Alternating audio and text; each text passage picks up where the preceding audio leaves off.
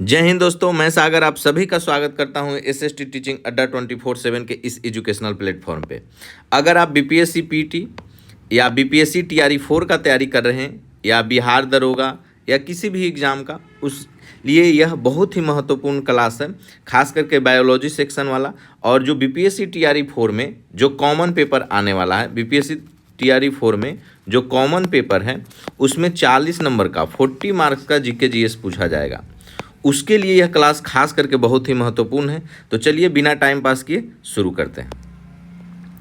हमारा जो पहला सवाल है कि कौन सा रक्त समूह यानी which blood group is known as universal donor. हम कौन से ब्लड ग्रुप को यूनिवर्सल डोनर कहते हैं यानी सार्वभौमिक दाता बोलते हैं। तो याद रखिएगा कि जो ओ निगेटिव है, क्या चीज़, जो ओ निगेटिव है, ओ निगेटिव को हम क्या बोलते हैं, ओ निगेटिव को हम बोलते हैं यूनिवर्सल डोनर। अब अगर इसके बारे में हम कुछ इंपॉर्टेंट पॉइंट को देखें तो यहाँ देखिएगा, ओ निगेटिव क्योंकि ओ निगेटिव में कोई भी एंटीजन नहीं होता है। बस इतना ध्यान रखिएगा कि ओ निगेटिव को ही यूनिवर्सल डोनर क्यों कहा गया है, तो इसमें कोई एंटीजन नहीं होता है, कोई इसमें एंटीजन नहीं होता है और आरएच फैक्टर भी नहीं पाया जाता है। तो अगर कोई पूछे कि यूनिवर्सल डोनर ओ निगेटिव ही क्यों है, तो आपको सिंपल ध्यान रखना है कि क्योंकि ओ निगेटिव में कोई एंटीजन नहीं होता है और इसमें आरएच फैक्टर भी नहीं पाया जाता है। वहीं पे अगर हम यूनिवर्सल एक्सेप्टर का बात करें, उसको हम बोलते हैं एबी। एबी को क्या बोला जाता है, यूनिवर्सल एक्सेप्टर यानी सर्वग्राही। अब जो एबी रक्त समूह है, एबी रक्त समूह को हम क्या बोल रहे हैं, यूनिवर्सल एक्सेप्टर बोलते हैं, क्योंकि इसमें कोई एंटीबॉडी नहीं होता है। देखिए, ओ निगेटिव को यूनिवर्सल डोनर बोल रहे हैं, ओ निगेटिव को क्या बोल रहे हैं, यूनिवर्सल डोनर बोल रहे हैं, क्योंकि इसमें कोई एंटीजन नहीं है, कोई आरएच फैक्टर नहीं है। वहीं पे एबी को हम बोल रहे हैं क्या, सर्वग्राही यूनिवर्सल एक्सेप्टर, क्योंकि इसमें कोई एंटीबॉडी नहीं पाया जाता है। तो यह बहुत ही महत्वपूर्ण है, आपको ध्यान रखना है इस बात को। चलिए आगे चलते हैं। अब एक टर्म समझिएगा कि ब्लड ट्रांसफ्यूजन क्या होता है। अगर हम बात करें कि ब्लड ट्रांसफ्यूजन क्या होता है, तो आपको सिंपल ध्यान रखना है कि जब एक व्यक्ति से दूसरे को ब्लड चढ़ाया जाता है, रक्त चढ़ाया जाता है, तो ब्लड ग्रुप के साथ साथ आरएच फैक्टर भी चेक किया जाता है। तो ब्लड ट्रांसफ्यूजन क्या है, जब एक व्यक्ति से दूसरे को ब्लड चढ़ाया जाता है तो ब्लड ग्रुप के साथ साथ क्या देखा जाता है, तो ब्लड ग्रुप के साथ साथ आरएच फैक्टर को भी चेक किया जाता है। इस बात को ध्यान रखिएगा। मानव शरीर में रक्त की मात्रा यानी एक स्वस्थ वयस्क मनुष्य में औसतन कितना लीटर ब्लड होता है, तो 5 से 6 लीटर तक ब्लड होता है। अगर एक हेल्दी मनुष्य है, स्वस्थ वयस्क मनुष्य है, तो उसमें औसतन कितना ब्लड होता है, तो आपको याद रखना है 5 से 6 लीटर तक ब्लड होता है। चलिए आगे चलते हैं। अगर कुछ महत्वपूर्ण खोज का बात करें तो यहाँ देखिए, ब्लड ग्रुप जो है ब्लड ग्रुप का खोज कार्ल लैंडस्टेनर ने किया था। और वहीं ब्लड सर्कुलेटरी सिस्टम का अगर बात करें, ब्लड सर्कुलेशन सिस्टम का खोज विलियम हार्वे ने किया। ये दोनों बहुत ही महत्वपूर्ण है, आपको ध्यान रखना है, दोनों ही वेरी वेरी इंपॉर्टेंट है। ब्लड ग्रुप का खोज कौन किया है, कार्ल लैंडस्टेनर ने। वहीं रक्त परिसंचरण तंत्र यानी ब्लड सर्कुलेशन सिस्टम का खोज या ब्लड सर्कुलेटरी सिस्टम का खोज किसने किया है, विलियम हार्वे का नाम आपको याद रखना है। यह दोनों बहुत ही महत्वपूर्ण है, बार बार एग्जाम में पूछा जाता है, इस बात को ध्यान रखिएगा। अगर हम प्रकृति और रंग का बात करें कि रक्त का नेचर कैसा होता है, तो आपको ध्यान रखना है कि रक्त का नेचर बेसिक या अल्कलाइन होता है। क्यों बेसिक या अल्कलाइन होता है, तो आपको ध्यान रखना है क्योंकि जो इसका पीएच मान जो है 7.4 होता है। अब इस बात को याद रखिएगा कि पीएच का फुल फॉर्म भी कभी कभी पूछा जाता है आपसे, तो पोटेंशियल ऑफ हाइड्रोजन, इस बात को याद रखिएगा। तो इसका पीएच मान कितना हो रहा है, तो पीएच मान आपका हो जा रहा है 7.4 और हेमोग्लोबिन के कारण इसका रक्त लाल होता है। फिर से एक बार देखते हैं कि ब्लड रक्त की प्रकृति कैसा है, क्षारीय है, बेसिक है, अल्कलाइन है। क्यों? क्योंकि इसका पीएच वैल्यू 7.4 है। अगर 7 से कम होता तो एसिडिक हो जाता। क्या हो जाता? एसिडिक हो जाता, अम्लीय हो जाता। लेकिन 7 से ज़्यादा है, चलते इस नेचर में क्या हो जाएगा, बेसिक हो गया, क्षारीय हो गया। तो याद रखिएगा कि ब्लड का जो नेचर है वह बेसिक है और इसका पीएच वैल्यू क्या होता है, 7.4 होता है। और हेमोग्लोबिन के कारण इसका रक्त क्या होता है, लाल होता है। चलिए, हर बहुत महत्वपूर्ण है। यहीं ब्लड से अगर कुछ जुड़ा हुआ बीमारी का अगर हम बात कर लें तो ब्लड से जुड़ा बीमारी एक है बाबू, एक एनीमिया।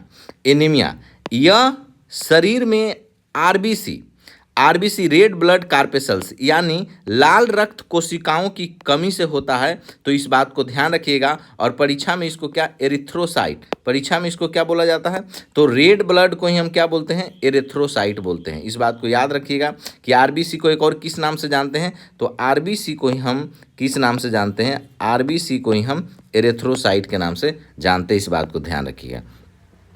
वहीं यहाँ देखिए, ल्यूकेमिया क्या है, तो जब शरीर में WBC white blood cell, WBC यानी ल्यूकोसाइट, डब्ल्यूबीसी को हम ल्यूकोसाइट भी बोलते हैं। जैसे आरबीसी को एरिथ्रोसाइट बोले, उसी तरीका से डब्ल्यूबीसी को ल्यूकोसाइट भी बोला जाता है। और जब ल्यूकोसाइट या डब्ल्यूसी की मात्रा अत्यधिक बढ़ जाता है तो उसे हम ल्यूकेमिया कहते हैं, जिसको हम समान भाषा में क्या बोलते हैं, ब्लड कैंसर बोलते हैं। याद रखिएगा। तो ल्यूकेमिया बीमारी को ही हम क्या बोलते हैं, समान भाषा में ब्लड कैंसर बोलते हैं। और इसमें डब्ल्यूबीसी की मात्रा क्या हो जाता है, अत्यधिक हो जाता है। डब्ल्यूबीसी को एक और किस नाम से जानते हैं, ल्यूकोसाइट के नाम से जानते हैं। रेड ब्लड आरबीसी को किस नाम से जानते हैं, एरिथ्रोसाइट के नाम से जानते हैं। चलिए, एक और ध्यान रखिए, यहाँ विटामिन B12 एनीमिया को दूर करने के लिए विटामिन B12 दिया जाता है। एनीमिया को दूर करने के लिए क्या दिया जाता है, विटामिन B12 दिया जाता है। और विटामिन B12 का रासायनिक नाम आपको याद रखना है, साइनोकोबालामिन। क्या है, साइनोकोबालामिन। आपको बहुत ही महत्वपूर्ण है, हर एक सवाल, हर एक फैक्ट्स बहुत इंपॉर्टेंट, हर एक फैक्ट्स आपको रटा हुआ होना चाहिए। इस बात को ध्यान रखिएगा। अगर आप जनरल कंपटीशन का तैयारी कर रहे हैं तो ये सारा बेसिक चीज़ आपके जुबान पे होना चाहिए, नहीं तो कोई फायदा नहीं है। 10 साल तक भी तैयारी कीजिएगा, उसका कोई असर नहीं होगा। चलिए, आगे हम लोग चलते हैं। याद करना बहुत ज़रूरी है, कम पढ़िए लेकिन आपको याद होना चाहिए। आगे चलते हैं। पालक, यहाँ पालक देखिए, पालक को इंग्लिश में स्पाइनिक बोलते हैं। पालक किस आवश्यक खनिज का समृद्ध स्रोत है, spinach is a rich source of which essential mineral. तो आपको याद रखना है कि इसमें क्या हो जाएगा, आयरन। क्या हो जाएगा, आयरन। आपको ध्यान रखना, आयरन सबसे ज़्यादा, पालक में सबसे ज़्यादा क्या पाया जाता है, आयरन पाया जाता है। चलिए, यह तो सवाल का जवाब हुआ कि पालक में सबसे ज़्यादा क्या पाया जाता है, आयरन पाया जाता है। लेकिन अब चलते हैं हम लोग यहाँ पे, देखिए ऑक्जेलिक एसिड, पालक और टमाटर दोनों में ऑक्जेलिक एसिड पाया जाता है। आपसे पूछा जाएगा कि बताइए कि पालक और टमाटर में कौन सा एसिड पाया जाता है, तो आपको बताना है कि पालक और टमाटर दोनों में ऑक्जेलिक एसिड पाया जाता है। और इस ऑक्जेलिक एसिड का फॉर्मूला होता है C2H2O4। क्या होता है, C2H2O4 याद रखिएगा। तो C2H2O4 आपको याद रखना है, क्या, ऑक्जेलिक एसिड का फॉर्मूला। इस बात को ध्यान रखिए, C2H2O4 याद रखिएगा, बहुत इंपॉर्टेंट है। अब इसका उपयोग, ऑक्जेलिक एसिड का अगर उपयोग का बात करें तो कपड़ों में जो स्याही, इंक के धब्बे या जंग को हटाने के लिए ऑक्जेलिक एसिड का उपयोग किया जाता है।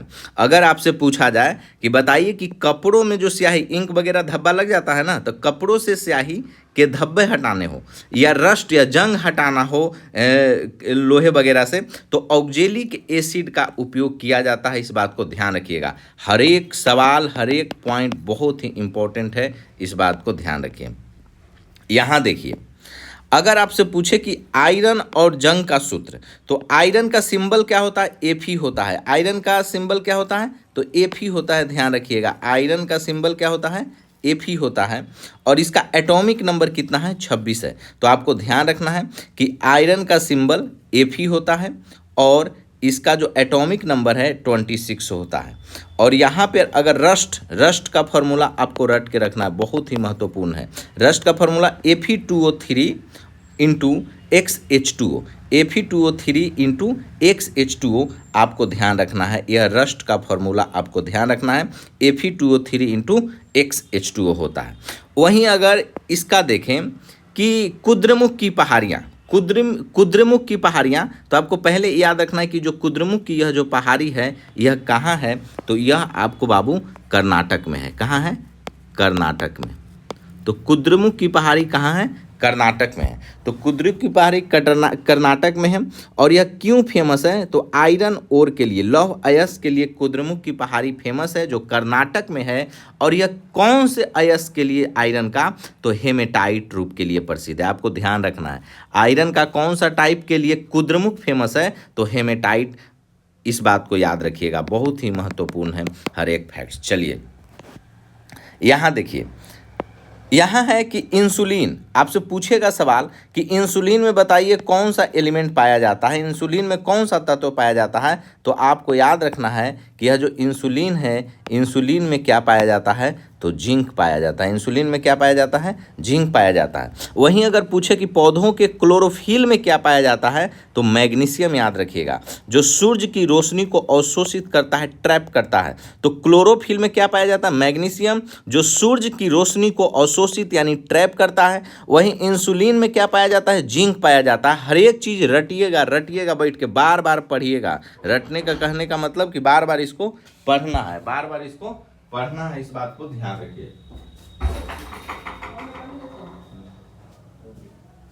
दे दीजिए। आयोडीन आवर्त। अब एक चीज को ध्यान रखिएगा कि मैग्नीशियम पाया जाता है, जो सूर्य की रोशनी को अवशोषित करता है, ट्रैप करता है। वहीं अगर हम बात करें कि आयोडीन, अब अगर हम बात करें यहाँ पे कि आयोडीन का अगर बात करें तो क्या बोलते हैं, आवर्त सारणी पीरियोडिक टेबल में अगर देखें तो इसका जो आयोडीन का परमाणु संख्या कितना होता है? 53 होता है, 53 होता है। और यह एकमात्र ऐसी क्या है? नॉन मेटल है जो चमकीली है। तो आयोडीन के बारे में बोल रहा है कि इसका एटॉमिक नंबर होता है कितना? 53। आयोडीन का एटॉमिक नंबर कितना है? तो 53 आपको याद रखना है। और यह एक नॉन मेटल है। नॉन मेटल होने के बावजूद भी यह चमकीली होती है, लस्ट्रस होती है, इस बात को ध्यान रखिएगा। चलिए यहाँ पे देखिए, सोडियम और पोटासियम को किरोसिन यानी मिट्टी के तेल में रखा जाता है। एक बात को ध्यान रखें, अगर आपसे पूछे कि सोडियम और पोटासियम को कहाँ रखा जाता है, तो किरोसिन यानी मिट्टी के तेल में रखा जाता है। तो सोडियम और पोटासियम को कहाँ रखा जाता है? तो मिट्टी के तेल में, किरोसिन ऑयल में रखा जाता है। इस बात को ध्यान रखिएगा। किसको? सोडियम को और पोटेशियम को। चलिए वहीं पे जो सफ़ेद फास्फोरस है, सफ़ेद फास्फोरस को कहाँ रखते हैं? तो सफ़ेद फास्फोरस को रखा जाता है पानी में डुबाकर। सफ़ेद फास्फोरस को पानी में डुबाकर रखा जाता है, इस बात को याद रखिएगा। हर एक पॉइंट बहुत इंपॉर्टेंट है, ध्यान रखिएगा। और हड्डियों में क्या पाया जाता है? हड्डियों में क्या पाया जाता है? तो याद रखिएगा, हड्डियों में कैल्शियम पाया जाता है। हड्डियों में क्या पाया जाता है? कैल्शियम पाया जाता है। चलिए नेक्स्ट सवाल देखते हैं।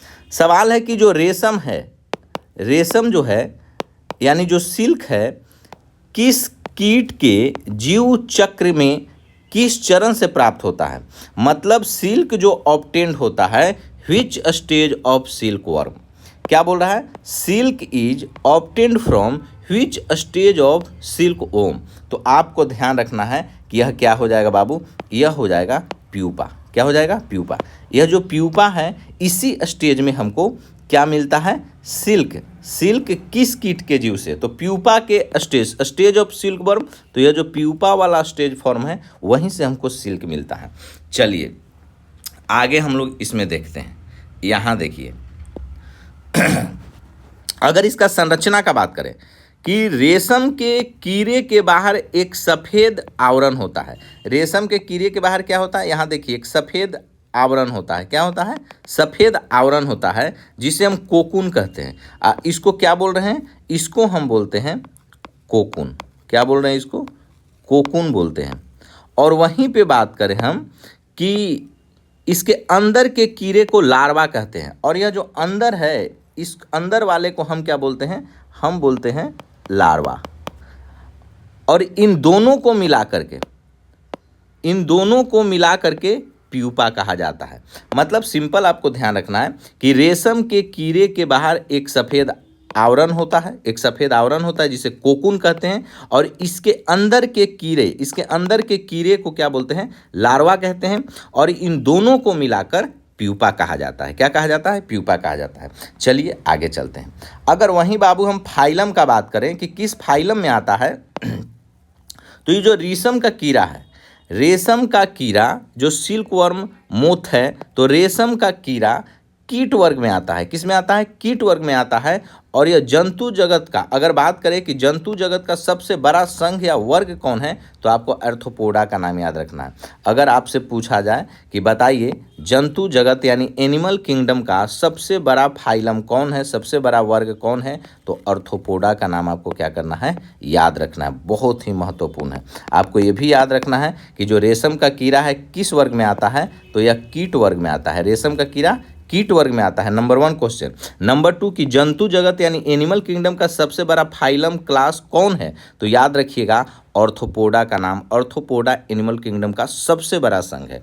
चलिए यहाँ अगर देखें हम लोग कि अंडा का कवच, अंडा देखे होंगे, तो अंडा का जो बाहरी कवच होता है, व्हाइट वाला पार्ट, तो अंडे का जो बाहरी सफ़ेद आवरण है वह किसका बना होता है, वह बना होता है कैल्शियम कार्बोनेट का, CaCO3 का।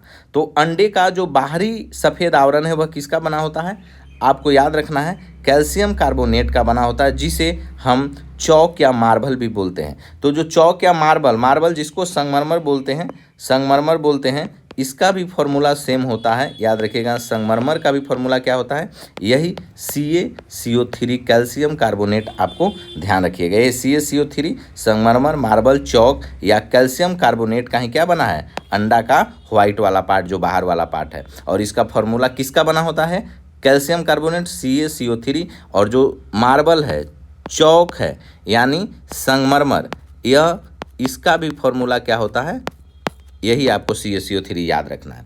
चलिए अगर हम रेशम उत्पादन के बारे में बात करें कि भारत में सबसे ज़्यादा रेशम का उत्पादन कर्नाटक करता है। भारत में सबसे ज़्यादा रेशम का उत्पादन कौन करता है, कर्नाटक करता है।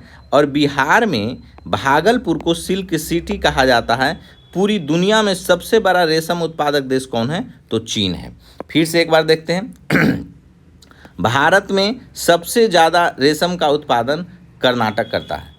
बिहार में भागलपुर को क्या बोला जाता है, सिल्क सिटी बोला जाता है। और पूरी दुनिया में सबसे बड़ा रेशम उत्पादक देश कौन है, तो चीन है। इस बात को ध्यान रखिएगा। चलिए यहाँ मैप में देखिए, ए वाला पार्ट आपका क्या हो गया, कर्नाटक हो गया। यहाँ अपना बिहार है और बिहार में भागलपुर को दिखाया गया है, चाइना इधर है। चलिए आगे चलते हैं। यहाँ क्वेश्चन नंबर 4 देखिए। क्वेश्चन नंबर 4 बोल रहा है कि किस फसल में तना कलम यानी स्टेम कटिंग द्वारा वनस्पति प्रजनन वेजिटेटिव प्रोपेगेशन किया जाता है। बोल रहा है कि किस फसल में स्टेम कटिंग द्वारा वेजिटेटिव प्रोपेगेशन किया जाता है, तो आपको गन्ना याद रखना है। क्या याद रखना है, गन्ना में वेजिटेटिव प्रोपेगेशन होता है। चलिए ये तो आंसर हो गया। अब आगे चलते हैं। इसके अलावा गुलाब में भी यही विधि अपनाई जाती है, यानी गुलाब में भी स्टेम कटिंग करके वेजिटेटिव प्रोपेगेशन ही अपनाया जाता है। इस बात को ध्यान रखिएगा। किसमें, गुलाब में। तो गुलाब में और गन्ना में आपको याद रखना है, दोनों में वेजिटेटिव प्रोपेगेशन या स्टेम कटिंग का जो विधि है किया जाता है। यहीं अगर हम, यह एक अलैंगिक प्रजनन है, यानी कि असेक्सुअल रिप्रोडक्शन का एक हिस्सा है, जिसे हम वेजिटेटिव प्रोपेगेशन कहते हैं। क्या बोल रहा है कि असेक्सुअल रिप्रोडक्शन का यह हिस्सा है, यह जो प्रोसेस है यह असेक्सुअल रिप्रोडक्शन का एक हिस्सा है, जिससे हम क्या बोलते हैं, कायिक प्रवर्धन या वेजिटेटिव प्रोपेगेशन बोलते हैं। इस बात को ध्यान रखिएगा। तो असेक्सुअल रिप्रोडक्शन, वेजिटेटिव प्रोपेगेशन। चलिए यही देखिए, गन्ना है और उसको बीच से काट दिया जाता है, इस तरीक़ा से वेजिटेटिव प्रोपेगेशन किया जाता है। चलिए आगे चलते हैं। यहाँ देखिए, अगर हम बाइनरी फिजन का अगर बात करें, तो बाइनरी फिजन का अगर बात करें द्विखंडन का, तो अमीबा और पैरामीशियम में बाइनरी फिजन विधि द्वारा अलैंगिक प्रजनन होता है, माने असेक्सुअल रिप्रोडक्शन होता है। क्या होता है? असेक्सुअल रिप्रोडक्शन होता है। किस किस में? तो याद रखिएगा, अमीबा और पैरामीशियम में, अमीबा और पैरामीशियम में बाइनरी फिजन होता है, इस बात को ध्यान रखिएगा। वहीं अगर हम बात करें मल्टीपल फिजन के बारे में, तो मल्टीपल फिजन का आपसे बस एग्जाम्पल याद रखना होगा यहाँ से कि बताइए कि अमीबा और पैरामीशियम में कौन सा प्रजनन का तरीका अपनाया जाता है, तो बाइनरी फिजन, असेक्सुअल रिप्रोडक्शन। वहीं अगर हम मल्टीपल फिजन का बात करें तो यहाँ आपको याद रखना है प्लाज्मोडियम और प्लाज्मोडियम में क्या होता है? मल्टीपल फिजन होता है। और प्लाज्मोडियम क्या है? एक पैरासाइट है जो मलेरिया रोग का कारण बनता है। प्लाज्मोडियम क्या है? तो प्लाज्मोडियम एक पैरासाइट है जो मलेरिया रोग का कारण बनता है। वहीं अगर हम बात करें फ्रेगमेंटेशन का, फ्रेगमेंटेशन मतलब खंडन होता है, तो फ्रेगमेंटेशन का बात करें तो जो अस्पाइरोगाइरा, यह जो अस्पाइरोगाइरा है, तो अस्पाइरोगाइरा में फ्रेगमेंटेशन के द्वारा प्रजनन होता है। अस्पाइरोगाइरा में किसके द्वारा रिप्रोडक्शन होता है? तो याद रखिएगा, फ्रेगमेंटेशन के द्वारा होता है। और अस्पाइरोगाइरा को हम पॉन्ड सिल्क या पोखरी का सिल्क भी कहा जाता है। आपको ध्यान रखना है कि अस्पाइरोगाइरा में प्रजनन फ्रेगमेंटेशन के द्वारा होता है और हम अस्पाइरोगाइरा को क्या बोलते हैं? पॉन्ड सिल्क बोलते हैं, पोखरी का सिल्क भी कहा जाता है। चलिए आगे चलते हैं। मुकुलन, बडिंग, आपको हर एक लाइन यहाँ बहुत ही महत्वपूर्ण है, इस बात को ध्यान रखिएगा किसी भी जनरल कंपटीशन का तैयारी कर रहे हैं। चलिए, मुकुलन, बडिंग, जो हाइड्रा है और ईस्ट, हाइड्रा और ईस्ट में जो प्रजनन होता है, रिप्रोडक्शन होता है, वो बडिंग विधि से होता है। आपको क्या याद रखना है कि जो हाइड्रा है और जो ईस्ट है, हाइड्रा और ईस्ट दोनों में जो रिप्रोडक्शन है, प्रजनन है, वो बडिंग विधि से होता है। इतना सारा चीज आपको याद रखना है यहाँ से। चलिए एड्स के बारे में जानते हैं। एड्स के रोग किसके कारण होता है, इस बारे में। एक्वायर, पहले तो एड्स, सबसे इजी सवाल आपसे पूछेगा कि बताइए कि एड्स का फुल फॉर्म क्या होता है, तो आपको याद रखना है एक्वायर्ड इम्यूनो डिफिशियंसी सिंड्रोम। क्या? ए से एक्वायर्ड, आई से इम्यूनो, डी से डिफिशियंसी और एस से सिंड्रोम याद रखना है। वहीं आपसे दूसरा पूछेगा HIV का फुल फॉर्म। HIV में एच से ह्यूमन, इम्यूनो डिफिशियंसी और भी से वायरस। HIV का ह्यूमन, इम्यूनो डिफिशियंसी और वायरस आपको ध्यान रखना है। वहीं अगर टेस्ट का बात करें, कुछ टेस्ट का नाम यहाँ पे याद रखिएगा। एड्स का पता लगाने के लिए एलिसा टेस्ट होता है, जिसका फुल फॉर्म आपको याद रखना है। हर एक चीज़ जो इतना बताया जा रहा है आपको रट के रखना है, कॉपी में नोट कर लीजिएगा अगर आप सच में सरकारी जॉब चाहते हैं तो। यहाँ से VBI क्या है, यहाँ से है कि पहला कि एड्स का पता लगाने के लिए कौन सा टेस्ट होता है? एलिसा टेस्ट किया जाता है। एलिसा का फुल फॉर्म कितना बार एग्जाम में पूछा है? ई से इंजाइम, एल से लिंक्ड, आई से इम्यूनो, एस से सॉर्बेंट और एस से ऐसे। तो लिंक्ड इम्यूनो सॉर्बेंट ऐसे होता है एलिसा का फुल फॉर्म, जो एड्स में टेस्ट किया जाता है। वहीं STD का मतलब होता है सेक्सुअल ट्रांसमिटेड डिजीज। तो एड्स एक कैसा है? तो एड्स एक सेक्सुअल ट्रांसमिटेड डिजीज है और इसके अलावा आपको सेक्सुअल ट्रांसमिटेड डिजीज के तौर पे दो और का नाम याद रखना है, सिफिलिस और गोनोरिया का। किसका नाम याद रखना है? एड्स तो एक जान ही रहे हैं कि सेक्सुअल ट्रांसमिटेड डिजीज है, उसके अलावा जो सिफिलिस है, सिफिलिस और गोनोरिया, यह दोनों सेक्सुअल ट्रांसमिटेड डिजीज है, इस बात को याद रखिएगा। एक एड्स सेक्सुअल ट्रांसमिटेड डिजीज है, सिफिलिस भी सेक्सुअल ट्रांसमिटेड डिजीज है और गोनोरिया भी सेक्सुअल ट्रांसमिटेड डिजीज है। चलिए इतना सारा बात आपको याद रखना है। पोलियो के बारे में आते हैं। यहाँ देखिए, पोलियो जो है यह तंत्रिका तंत्र यानी नर्वस सिस्टम को प्रभावित करता है। पहला बहुत ईजी सवाल जब आपसे पूछेगा, आपसे पूछा जाएगा कि बताइए पोलियो हमारे शरीर के किस भाग को प्रभावित करता है, तो पोलियो नर्वस सिस्टम को प्रभावित करता है। पोलियो का ओरल वैक्सीन जो बना था, मुंह से दी जाने वाली बूंद जो होता है ड्रॉप्स, तो ओरल वैक्सीन अल्बर्ट सॉबिन ने किया। और पोलियो का जो इंजेक्शन वैक्सीन है, इसका जो खोज जोनास साल्क ने किया था। पता नहीं कितना बार यह सवाल एग्जाम में पूछा है, मतलब कि बार बार सवाल पूछा जाता है, किसी भी एग्जाम में टकराएगा आपसे कि बताइए कि पोलियो हमारे शरीर के किस भाग को प्रभावित करता है? नर्वस सिस्टम को, यानी तंत्रिका तंत्र को। पोलियो का जो ओरल वैक्सीन है, ओरल वैक्सीन मुंह से दी जाने वाली जो 2 बूंद जिंदगी है, तो मुंह से दी जाने वाली बूंद का खोज अल्बर्ट सॉबिन ने किया था। और पोलियो का टीका जो इंजेक्शन है इसका खोज कौन किया है? जोनास साल्क ने किया है। हर एक पॉइंट बहुत बहुत महत्वपूर्ण है। चलिए अगर वहीं पे हम डेंगू का बात करें, डेंगू एक वायरल बीमारी है जो किससे होता है? एडिज इजिप्टी मच्छर, एडिज इजिप्टी मच्छर के काटने से फैलता है और इसे ब्रेक बोन फीवर, हड्डी तोड़ बुखार भी कहा जाता है। इसमें होता क्या है? तो शरीर के प्लेटलेट्स तेजी से क्या होते हैं? घटने लगते हैं। चलिए फिर से इसको देखते हैं। डेंगू कैसा बीमारी है? एक वायरल बीमारी है। किसके कारण होता है?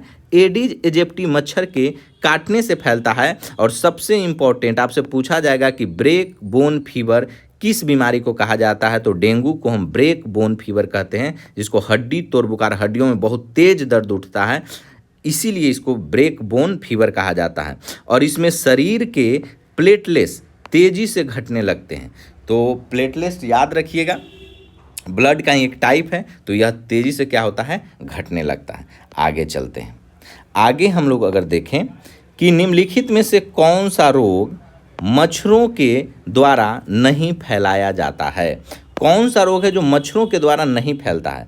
तो यहाँ देखिए, डेंगू मच्छर से होता है, मलेरिया, डेंगू किससे? मच्छर से, मलेरिया किससे? मच्छर से, फाइलेरिया किससे? मच्छर से। लेकिन यहाँ जो सिफिलिस है, हम लोग अभी थोड़ा देर पहले देखे कि यह सेक्सुअल ट्रांसमिटेड डिजीज है। अभी हम लोग देखें तो सिफिलिस, एड्स, गोनेरिया यह सेक्सुअल ट्रांसमिटेड डिजीज है। यहाँ पूछा है कौन मच्छरों द्वारा नहीं फैलता है? तो सिफिलिस मच्छरों के द्वारा नहीं फैलता है, इस बात को ध्यान रखिएगा। तो सिफिलिस एक सेक्सुअल ट्रांसमिटेड डिजीज है, इस बात को ध्यान रखिएगा। आंसर यही हो जाएगा। चलिए आगे चलते हैं इसमें कि सिफिलिस जो है मच्छरों से नहीं बल्कि बैक्टीरिया से होने वाला एक सेक्सुअल ट्रांसमिटेड डिजीज है। क्लियर है? तो आपको ये भी याद रखना है कि तो सिफिलिस किससे होता है? सिफिलिस होता है बैक्टीरिया से। सिफिलिस किससे होता है? बैक्टीरिया से होता है। और वो कैसे होता है? तो यह सेक्सुअल ट्रांसमिटेड डिजीज रोग है, इस बात को ध्यान रखिएगा। अगर वहीं मलेरिया का बात करें, मलेरिया का, यह मलेरिया एनाफिलीज जो मादा एनाफिलीज मच्छर होता है उसके द्वारा फैलाया जाता है। लेकिन यह रोग जो है प्लाज्मोडियम नाम के प्रोटोजोआ के कारण होता है। तो पहले याद रखिएगा प्लाज्मोडियम क्या है? तो एक प्रोटोजोआ है। और इसी प्लाज्मोडियम नामक प्रोटोजोआ के कारण एनाफिलीज मच्छर जब काटता है तो मलेरिया नाम का बीमारी होता है। चलिए इस बात को मतलब वेक्टर हो गया, वाहक हो गया प्लाज्मोडियम। चलिए आगे बढ़ते हैं। अगर हम फाइलेरिया का बात करें, यह फाइलेरिया भी है, यह भी मच्छरों द्वारा फैलता है, लेकिन यह एक परजीवी पैरासाइट है। और उस पैरासाइट का नाम क्या है? तो बुचरेरिया बैंक्रॉफ्टी, बुचरेरिया बैंक्रॉफ्टी। आपको रट के रखना है क्या? बुचरेरिया बैंक्रॉफ्टी का नाम, कि बुचरेरिया बैंक्रॉफ्टी से फाइलेरिया नामक रोग होता है। और यह बुचरेरिया बैंक्रॉफ्टी क्या है? एक पैरासाइट है, इस बात को याद रखना है। वेक्टर यानी वाहक, वेक्टर को क्या बोलते हैं? वाहक बोलते हैं। वाहक मतलब ढोने वाला। कहने का मतलब है कि बीमारी, जो बीमारी के कीटाणुओं को आपके शरीर तक पहुंचाता है, हम उसी को क्या बोलते हैं? वेक्टर बोलते हैं। जो बीमारी के जो कीटाणु होते हैं, बीमारी के जो कीटाणु होते हैं और जिसको आपके शरीर तक पहुंचाता, उसी को क्या बोलते हैं? इंग्लिश में वेक्टर बोलते हैं और हिंदी में वाहक बोलते हैं। चलिए इतना सारा फैक्ट्स आपको याद रखना है। यह क्लास बहुत महत्वपूर्ण है, इस बात को ध्यान रखिएगा। यहाँ देखिए, दांतों में जो सड़न होता है, टूथ डीके, मुख्य रूप से किस जीव के संक्रमण के कारण होता है? किस जीव के संक्रमण के कारण होता है? तो याद रखिएगा, किस जीव के संक्रमण के कारण होता है? तो बैक्टीरिया। क्या हो जाएगा? बैक्टीरिया के कारण। अब इस चीज को समझिएगा कि पीएच मान के संबंध में बात करते हैं कि जब हमारे मुंह का पीएच मान 5.5 से नीचे गिर जाता है तो दांतों में सड़न शुरू हो जाता है। आपको क्या याद रखना है? आपको याद रखना है कि जो दांतों में जो सड़न होता है, तो दांतों में सड़न जब हमारे मुंह का पीएच मान कितना? 5.5 से, जब 5.5 से नीचे गिर जाता है तब क्या हो जाता है? दांतों में सड़न शुरू हो जाता है, इस बात को ध्यान रखिएगा। चलिए आगे चलते हैं। आगे अगर हम लोग देखें कवक के बारे में अगर जान लें कि कवक क्या है, यहाँ देखिए कवक से क्या बनता है? तो अल्फा टॉक्सिन नामक जहर निकाला जाता है। यह जो कवक है, फंगी है, इससे क्या होता है? अल्फा टॉक्सिन नामक जहर, अल्फा टॉक्सिन नामक जहर यहाँ से बनाया जाता है, इस बात को ध्यान रखिएगा। किससे? कवक से। अगर हम बात करें वहीं पे, यहाँ जो देखिए, यह कवक की जो कोशिका भित्ति यानी सेल वाल किससे बना होता है? काइटिन से बना होता है, जो एक पॉलीसेकेराइड कार्बोहाइड्रेट है। वहीं अगर हम कवक के अध्ययन यानी फंगी के अध्ययन को बोलें तो माइकोलॉजी, स्टडी ऑफ क्या हो गया? फंगी, माइकोलॉजी, और स्टडी ऑफ एल्गी क्या बोलते हैं? फाइकोलॉजी।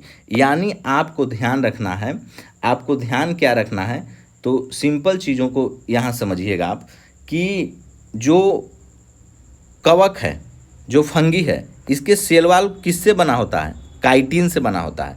और यह जो काइटिन है, यह क्या है? तो यह पॉलीसेकेराइड कार्बोहाइड्रेट है। काइटिन क्या है? पॉलीसेकेराइड कार्बोहाइड्रेट है। वहीं हम कवक यानी फंगी के अध्ययन को क्या बोलते हैं? स्टडी ऑफ फंगी, माइकोलॉजी, और स्टडी ऑफ एल्गी के अध्ययन को क्या बोलते हैं? फाइकोलॉजी बोलते हैं। इतना सारा चीज़ याद रखना है। और फंगी से ही अल्फा टॉक्सिन नामक जहर बनाया जाता है, आपको ये भी ध्यान रखना है, आपको ये भी ध्यान रखना है। चलिए, अगर हम बात करें कि यहाँ प्रोटोजोआ से होने वाला बीमारी, तो अगर प्रोटोजोआ से होने वाला बीमारी का हम बात करें तो एक काला जार है। क्या है? काला जार। और एक है पायरिया। देखिए यहाँ पे प्रोटोजोआ से जो बीमारी होता है, अगर काला जार का बात करें तो यह लिस्मेनिया डोनामानी प्रोटोजोआ। आपको यहाँ पे प्रोटोजोआ का नाम याद रखना है, रट के रखना है, बार बार पढ़िएगा, लिखिएगा तो याद हो जाएगा, कोई बड़ा बात नहीं है। प्रोटोजोआ से होने वाला रोग तो लिस्मेनिया डोनामानी, यह किसके लिए है? तो काला जार बीमारी इसी लिस्मेनिया डोनामानी प्रोटोजोआ के कारण होता है। पायरिया जो है, पायरिया में जो प्रोटोजोआ होता है एंट अमीबा जिंजीबेलिस। पायरिया एंट अमीबा जिंजीबेलिस से होता है। कौन? पायरिया एंट अमीबा जिंजीबेलिस से होता है। वहीं पेचिस या डायरिया, इसी को इंग्लिश में डाइसेंट्री भी बोलते हैं। क्या बोलते हैं? डाइसेंट्री बोलते हैं किसको? पेचिस या डायरिया को। तो यह जो एंट अमीबा है, एंट अमीबा हिस्टोलिटिका प्रोटोजोआ से होता है। तो पायरिया होता है एंट अमीबा जिंजीबेलिस से, और जो डायरिया है यह होता है एंट अमीबा हिस्टोलिटिका प्रोटोजोआ से। तो यहाँ क्लियर होना चाहिए, पायरिया एंट अमीबा जिंजीबेलिस और यहाँ पे डायरिया एंट अमीबा हिस्टोलिटिका प्रोटोजोआ से होता है। वहीं अगर हम बात करें बैक्टीरिया और कोशिका संरचना के बारे में, देखिए बैक्टीरिया में माइटोकॉन्ड्रिया नहीं पाया जाता। पहला बहुत ईजी चीज़ कि बैक्टीरिया में क्या नहीं पाया जाता है? माइटोकॉन्ड्रिया नहीं पाया जाता है। बैक्टीरिया में क्या नहीं पाया जाता है? माइटोकॉन्ड्रिया नहीं पाया जाता है। और यह मोनेरा, बैक्टीरिया किसके अंतर्गत आता है? तो बैक्टीरिया मोनेरा जगत के अंतर्गत आता है, जो कैसा है? मोनेरा को हम मानते हैं क्या? एक यूनिसेलुलर प्रोकैरियोटिक। मोनेरा कैसा है? यूनिसेलुलर प्रोकैरियोटिक जीव है। और श्वसन तंत्र में, दूसरा फैक्ट्स आपको यहाँ से याद रखना है कि जो रेस्पिरेटरी सिस्टम है, श्वसन तंत्र में होने वाला जो क्रेब्स साइकिल है कोशिकाओं के माइटोकॉन्ड्रिया में, तो अगर आपसे पूछा जाए कि बताइए कि जो क्रेब्स साइकिल है साइकिल के किस ऑर्गेनेल में संपन्न होता है या होता है? तो माइटोकॉन्ड्रिया में। क्रेब्स साइकिल, जब हम सांस लेते हैं श्वसन तंत्र में, यह एक प्रोसेस है क्या? Krebs cycle. और क्रेब्स साइकिल किस सेल ऑर्गेनेल में होता है? माइटोकॉन्ड्रिया में होता है। किस में होता है? माइटोकॉन्ड्रिया में होता है। इस बात को ध्यान रखिएगा। चलिए आगे चलते हैं। तो इसका आंसर हम लोग देख लिए थे कि दांतों में सड़न किसके कारण से होता है? तो बहुत इजी सवाल है, क्या होता है? बैक्टीरिया, आपको ध्यान रखना है। चलिए आगे चलते हैं। यहाँ देखिए सवाल है कि एंटीटॉक्सिन का जो इंजेक्शन है किस रोग के रोकथाम के लिए दिया जाता है? एंटीटॉक्सिन का इंजेक्शन किस रोग के रोकथाम के लिए दिया जाता है? तो एंटीटॉक्सिन का जो इंजेक्शन है यह दिया जाता है टिटनस के लिए। किसके लिए दिया जाता है? तो यह आपको टिटनस के लिए दिया जाता है। इस बात को ध्यान रखिएगा। आगे चलते हैं इसके बारे में। देखिए टिटनस को हम लॉक जॉ भी कहा जाता है। टिटनस बीमारी को क्या कहा जाता है?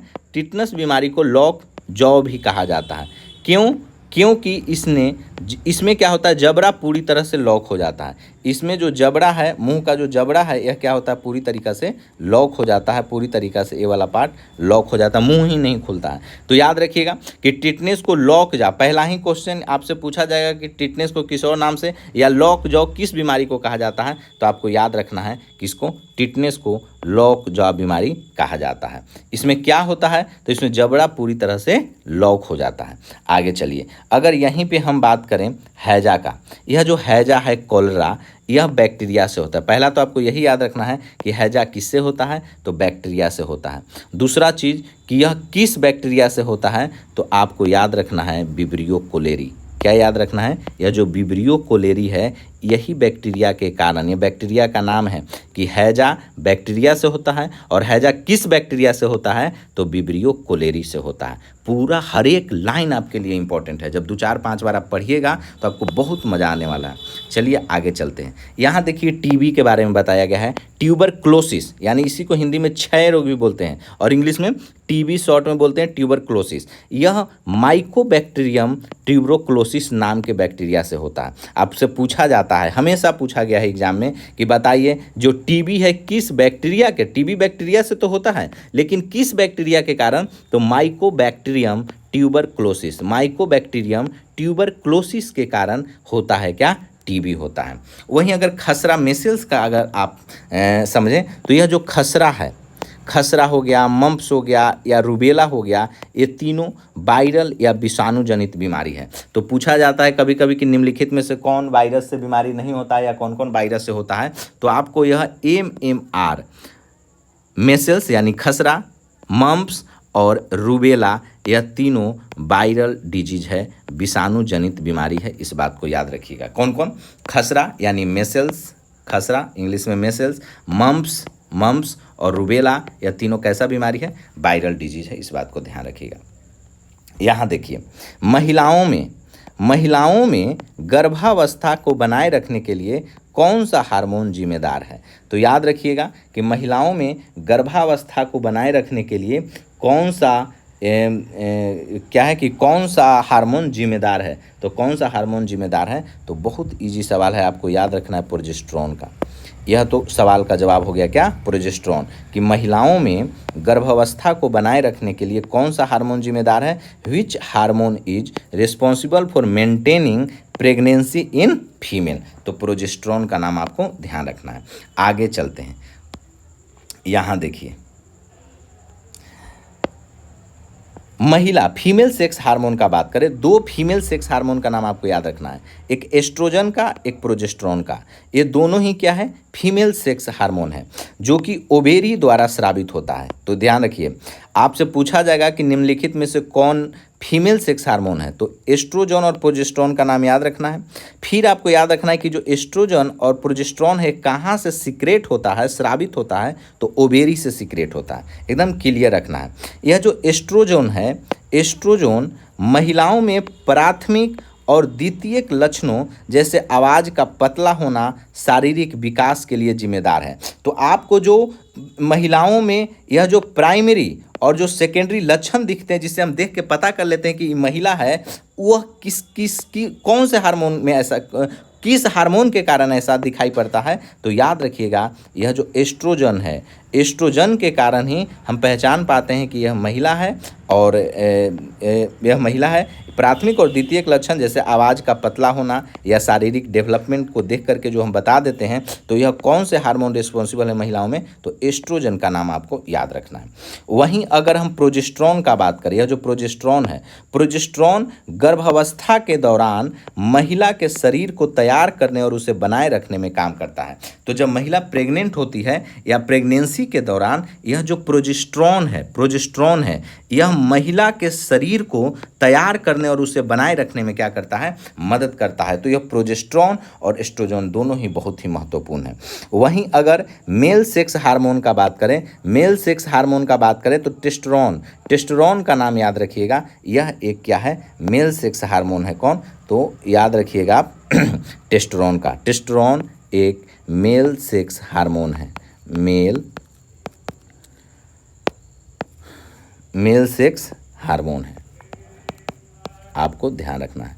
और यहाँ पे 2 एस्ट्रोजन और प्रोजेस्टेरोन फीमेल सेक्स हार्मोन है। चलिए, अब अगर एक हार्मोन और है इंसुलिन के बारे में अगर हम लोग देखें, यह शरीर में ग्लूकोज यानी शुगर के स्तर को नियंत्रित करता है।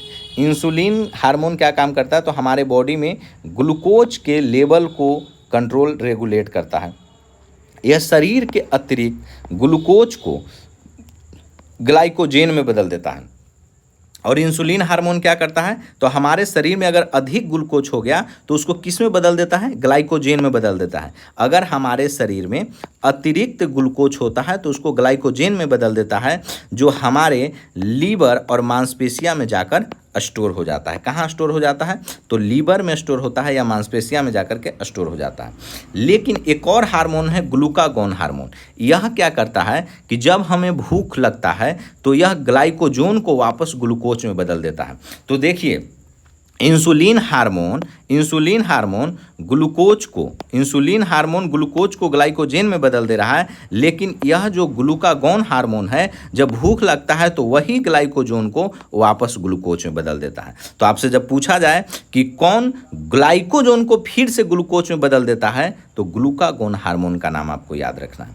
वहीं अगर हम बात करें यहाँ पे पैंक्रियाज के बारे में, यहाँ देखिए यह जो पिक्चर आप देख रहे हैं याद रखिएगा पैंक्रियाज का। आगे हम लोग चलते हैं, देखिए यहाँ पे पैंक्रियाज का बात करें। इंसुलिन पैंक्रियाज की बीटा कोशिका में स्थित लैंगरहेंस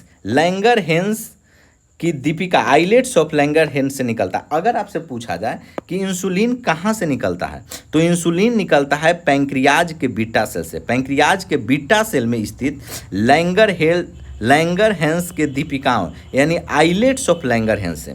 तो इंसुलिन कहाँ से निकलता है, तो बीटा सेल में इंसुलिन कहाँ से निकलता है, तो पैंक्रियाज के अग्नाशय के पैंक्रियाज के बीटा कोशिका में स्थित जो आइलेट्स ऑफ लैंगरहेंस है वहीं से निकलता है।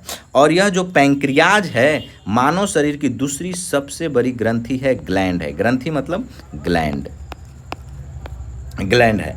तो मानव शरीर का दूसरा सबसे बड़ा ग्रंथि कौन है, अग्नाशय यानी पैंक्रियाज है। और पहला कौन है, पहला सबसे बड़ा ग्रंथि कौन है, पहला लीवर है। इस बात को ध्यान रखिएगा। वहीं अगर हम बात करें थायराइड के बारे में, यहाँ देखिए थायराइड जो है, थायराइड ग्लैंड मानव शरीर के किस प्रणाली का भाग है, तो आपको याद रखना है एंडोक्राइन सिस्टम। किसका, एंडोक्राइन सिस्टम, अंतःस्रावी तंत्र का। अब इसमें क्या है, यहाँ देखिए यह हमारा नेक का पिक्चर है और यहाँ पे यह थायराइड ग्लैंड है। यह क्या है, नेक है और यहाँ पे क्या है, यहाँ आपको थायराइड ग्लैंड दिख रहा है। अब इसके बारे में हम बात करते हैं। यहाँ देखिए अगर हम इंडोक्राइन ग्लैंड का बात करें तो इंडोक्राइन ग्लैंड क्या होता है, सुनिएगा। यह ग्लैंड सीधा हार्मोन रिलीज करता है। पहला आपको ध्यान रखना है कि इंडोक्राइन ग्लैंड डायरेक्ट क्या करता है, हार्मोन रिलीज करता है और इसमें कोई नली नहीं होता है, इसीलिए इसको डक्टलेस ग्लैंड करते हैं। मतलब यहाँ से डायरेक्ट ब्लड में, यहाँ से डायरेक्ट कहाँ से, तो इंडोक्राइन ग्लैंड में यह जो ग्लैंड है सीधा हार्मोन को रिलीज करता है और डायरेक्ट ब्लड में जाता है। यहाँ कोई नली या डक्टलेस नली यहाँ पे नहीं होता है, इसीलिए इन्हें नली का युक्त विहीन यानी डक्टलेस ग्लैंड कहा जाता है। और थायराइड ग्रंथि इसी का उदाहरण है, जहाँ से थायरोक्सिन हार्मोन बनता है। यानी thyroid gland direct thyroxine hormone कहाँ निकालती है, ब्लड में निकाल देती है।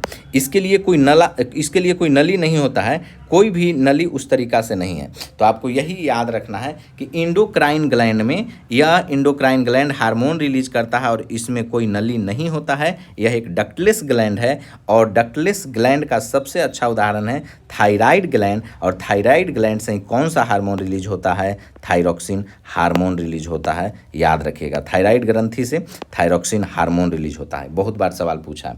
वहीं अगर एक्सोक्राइन ग्लैंड का बात करें तो यह ग्रंथियां पाचक रस या एंजाइम निकालती है और इनमें नलिकाएं यानी पाइप होता है। यानी इंडोक्राइन में डक्ट नली नहीं होता है, पाइप नहीं होता है।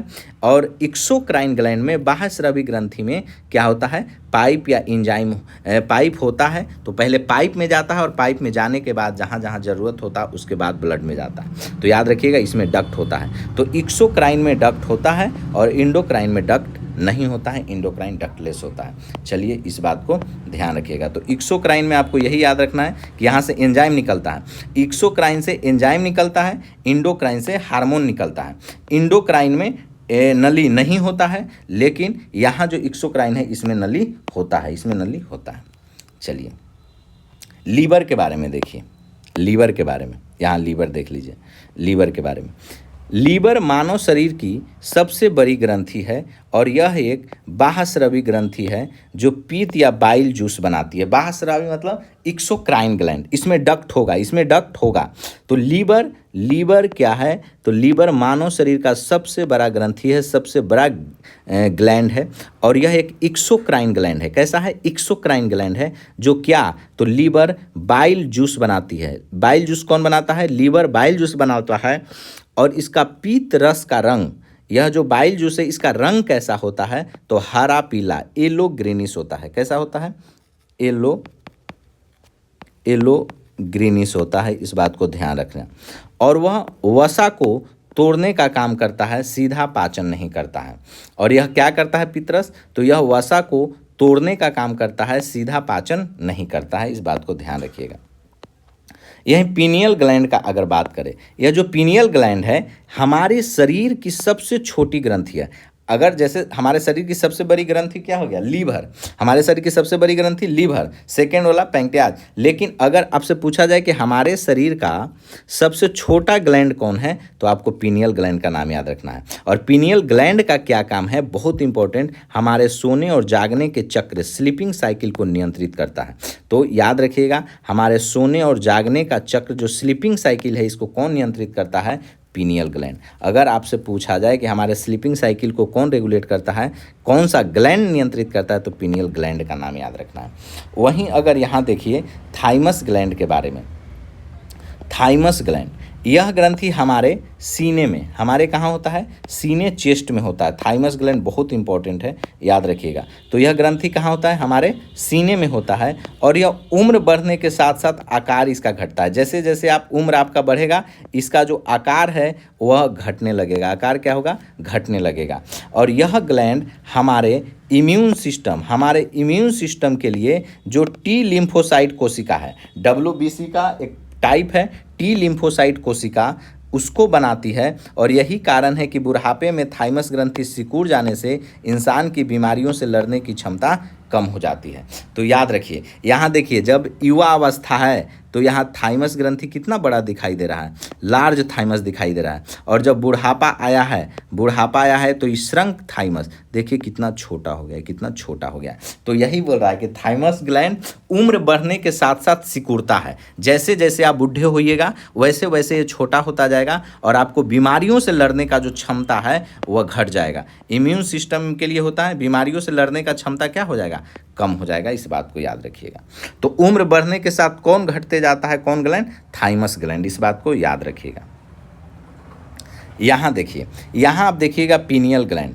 पीनियल ग्लैंड यह हमारे शरीर की सबसे छोटी ग्रंथि है। पीनियल ग्लैंड के बारे में फैक्ट्स देख लीजिए, यह हमारे शरीर की सबसे छोटी ग्लैंड है। यहाँ पीनियल ग्लैंड होता है ब्रेन में। चलिए, यहाँ थाइमस ग्लैंड, यहाँ देखिए चेस्ट में थाइमस ग्लैंड, यह ग्रंथि हमारे सीने में होता है। थाइमस ग्लैंड कहाँ होता है? सीने में होता है। थाइमस ग्लैंड सीने में होता है, थाइमस ग्लैंड। यहीं लीवर देखिए, लीवर मानव शरीर की सबसे बड़ी ग्रंथि है। मानव शरीर की सबसे बड़ी ग्रंथि, सबसे बड़ा ग्लैंड कौन है? लार्जेस्ट ग्लैंड कौन है? लीवर है। वहीं थायराइड ग्रंथि, यहाँ देखिए नेक, तो जो थायरोक्सिन हार्मोन बनाती है, थायराइड ग्लैंड थायरोक्सिन हार्मोन बनाती है। और यहाँ देखिए पैंक्रियाज मानव शरीर की दूसरी सबसे बड़ी ग्रंथि है। तो मानव शरीर की सबसे बड़ी ग्रंथि, सबसे बड़ी ग्लैंड या ग्रंथि लीवर है। और मानव शरीर की दूसरी सबसे बड़ी ग्रंथि कौन है? पैंक्रियाज है। मानव शरीर की सबसे छोटी ग्रंथि कौन है?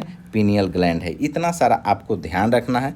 चलिए, थाइमस ग्लैंड कहाँ लोकेटेड है? तो याद रखिएगा चेस्ट में है। चलिए, इतना सारा आपको ध्यान रखिएगा। चलिए, आप जो भी पढ़े हैं, आज के सेशन बहुत ही महत्वपूर्ण था। अगर आप बीपीएससी टीआरई